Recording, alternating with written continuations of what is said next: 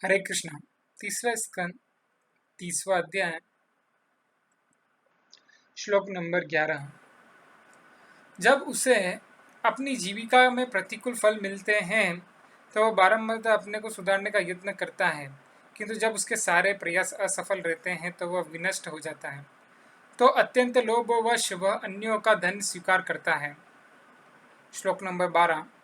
जब वह अभागा अपने परिवार वालों के भरण पोषण में असफल होकर समस्त सौंदर्य से विहीन हो जाता है तो वह सदैव लंबी लंबी आहें भरता हुआ अपनी विफलता के विषय में सोचता है। श्लोक नंबर 13। उसे अपने पालन पोषण की असमर्थ देखकर उसकी पत्नी तथा अन्य लोग उसे उसी तरह पहले से सम्मान प्रदान नहीं करते जिस तरह कंजूस किसान अपने बूढ़े तथा थके हुए बैलों के साथ पहले जैसा व्यवहार नहीं करता। तात्पर्य श्री प्रभुपाद जी के द्वारा इसी युग में नहीं अपितु अनादिकाल से परिवार में कोई भी ऐसे वृद्ध पुरुष को नहीं चाहता जो कमाता नहीं। यहाँ तक कि वर्तमान युग में कुछ जातियाँ अथवा राज्यों में बूढ़े को विष दे दिया जाता है जिससे वे जितनी जल्दी हो सके मर जाएं।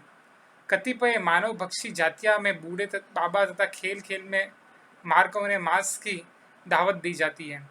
यहाँ पर उस किसान का उदाहरण दिया गया है जो अपने बूढ़े बैल को नहीं चाहता, जिसने काम करने लायक नहीं रह गया। इसी प्रकार से परिवार के से समृद्ध व्यक्ति जब वृद्ध हो जाता है तो कमा नहीं सकता, तो उसे ना तो उसकी पत्नी पुत्र पुत्रियाँ चाहते हैं न ही परिजन। फलस्वरूप उसकी उपेक्षा होने लगती है। आदर करने की बात तो दूर रही, अतः यह लाभप्रद होगा कि वृद्धावस्था प्राप्त होने से पूर्व ही पारिवारिक संबंध तोड़ दिया जाए और भगवान की शरण ग्रहण की जाए। मनुष्य को चाहिए कि वह अपने आप को भगवान की सेवा में लगा दे, जिससे वह उसका भार अपने ऊपर ले सके और इस तरह मनुष्य को अपने स्वजनों से उपेक्षित न हो। श्लोक नंबर 14। मूर्ख पारिवारिक व्यक्ति ग्रस्त जीवन के परांगमुख नहीं होता, यद्यपि अब उसका पालन उन लोगों द्वारा किया जा रहा है जिन्हें पहले उसने पाला था। वृद्धावस्था के कारण उसका रूप विकट हो जाता है और वह मृत्यु की तैयारी करने लगता है। तात्पर्य, पारिवारिक आकर्षण इतना प्रबल होता है कि मनुष्य अपनी वृद्धावस्था में अपने ही परिवार के सदस्यों द्वारा उपेक्षित होने पर भी परिवार के प्रति अपना प्रेम नहीं छोड़ पाता। वह घर में कुत्ते के समान रहा आता है। वैदिक जीवन शैली में मनुष्य को पारिवारिक जीवन का परित्याग कर देना था। अब जब वह हट्टा कट्टा हो, अतः सलाह दी जाती है कि अधिक दुर्बल होने तथा भौतिक कार्यों में अत्यधिक निराश होने एवं मरने के पूर्व मनुष्य को चाहिए कि गृहस्थ आश्रम त्याग कर जीवन के शेष दिन भगवान की सेवा में लगे। अतः वैदिक शास्त्रों में आदेश दिया कि जो ही 50 वर्ष की आयु पूरी हो जाए, मनुष्य को चाहिए कि पारिवारिक जीवन त्याग कर जंगल में एकांत में रहे। अपने को पूरी तरह तैयार कर लेने के बाद सन्यासियों के वे प्रत्येक व्यक्ति को घर घर में आध्यात्मिक जीवन का ज्ञान वितरित करें। श्लोक नंबर 15। वह घर का पालतू कुत्ते की भांति रह रहा होता है और उपेक्षा भाव से उसे जो भी दिया जाता है उसे खाता है। अर्जुन तथा मंदाग्नि जैसे अनेक प्रकार की व्याधियों से ग्रस्त होकर वह केवल कुछ और भोजन करता है और अशक्त होने के कारण कोई भी काम नहीं कर पाता। तात्पर्य, मृत्यु के पूर्व मनुष्य को रुग्ण तथा आसक्त होना पड़ता है। जब उसे अपने परिवार के लोग उपेक्षा करते हैं तो उसकी शक्ति एक कुत्ते के से भी बदतर हो जाती है, क्योंकि उसे अनेक कठिनाइयों का सामना करना पड़ता है। अतः वैदिक शास्त्रों में आदेश है कि ऐसी दयनीय स्थिति प्राप्त होने से पूर्व मनुष्य घर त्याग दें, अपने परिवार की जानकारी से दूर मरे। यदि मनुष्य घर छोड़कर परिवार वालों की जानकारी के बिना मरता है तो इसे महिमामय मृत्यु कहते हैं। किंतु परिवार से आसक्त व्यक्ति चाहता है कि मरने के बाद भी परिवार वाले उसे एक विशाल जुलूस में ले जाएं, भले ही वह उसे न देख पाए। इस प्रकार यह जाने बिना कि जब वह अपना शरीर छोड़ता है तो अगले जन्म में उसे कहाँ जाना होगा, वह प्रसन्न रहता है। श्लोक नंबर 16। उस रुग्ण अवस्था में भीतर से वायु के दबाव के कारण उसकी आंखें बाहर निकल आती है और उसकी ग्रंथियां कफ से भर जाती हैं। उसे सांस लेने में कठिनाई होती है और गले के भीतर गुर गुर की आवाज निकलती है। श्लोक नंबर 17। इस प्रकार वो मृत्यु के पास में बंद कर लेट जाता है। विलाप करते उसके मित्र तथा संबंधी उसे घेर लेते हैं और उन सब से बोलने की इच्छा करते हुए भी वह बोल नहीं पाता, क्योंकि अब काल के वश में रहता है।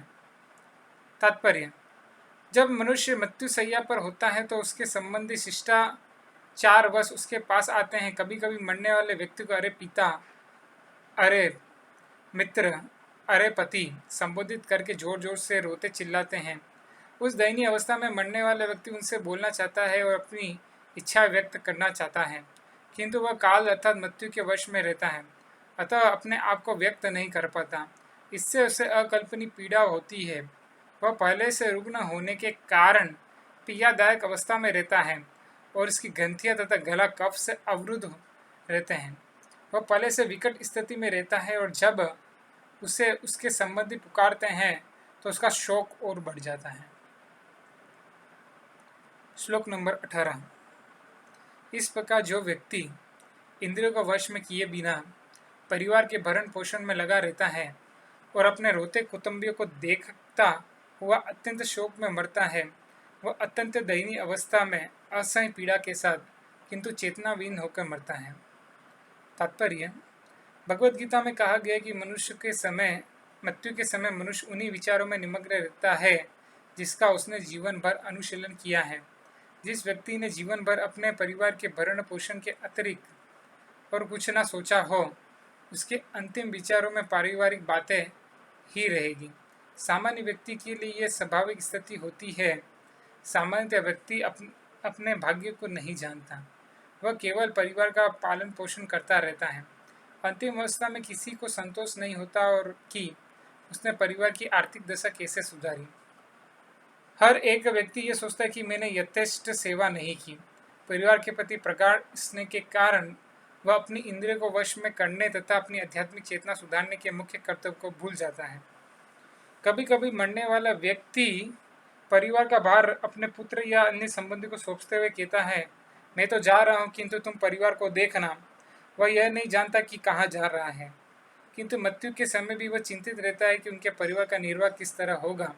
कभी कभी देखा जाता है कि मरने वाला व्यक्ति वैद्य से कुछ ही वर्षों तक आयु बढ़ाने की याचना करता है, जिससे वह परिवार के भरण पोषण के लिए प्रारंभ की गई अपनी योजना पूरी कर सके। बद्ध जीव की ये ही व्याधियां हैं। वह अपने वास्तविक कार्य कृष्ण भक्ति को भूल जाता है और अपने परिवार के जीवन निर्वाह की योजनाओं में ही लगा रहता है। यद्यपि वह एक एक करके अपना परिवार बदलता रहता है। हरे कृष्ण।